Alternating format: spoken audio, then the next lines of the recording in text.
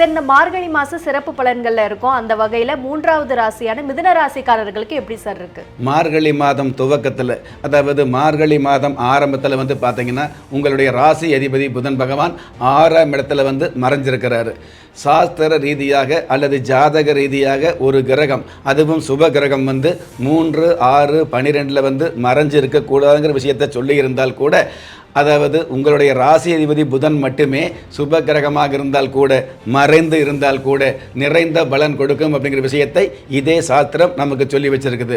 அந்த மாதிரி இந்த புதன் பகவான் உங்களுடைய ராசி அதிபதியாக இருந்து 6ஆம் இடம் ருண ரோக சத்துருஸ்தானத்தில் இருந்து, அந்த சத்துருஸ்தானத்தில் சுக்கிர பகவானோடு இணைந்து புத சுக்கர யோகத்தோடு இருக்கிறதுனால புதிய பூமி வாங்கக்கூடிய, பொன் பொருள் வாங்கக்கூடிய, ஆடை ஆபரண சேர்க்கை அதிகமாகக்கூடிய, அல்லது அடமானம் வைத்த தங்க நகைகளையோ அடமானம் வைத்த சொத்து பத்திரங்களையோ மீட்டெடுக்கக்கூடிய வாய்ப்புகளை கொடுக்கக்கூடிய மாதமாக இந்த மார்கழி மாதம் அமையுது. அப்படிங்கிறது சந்தோஷமான விஷயம்.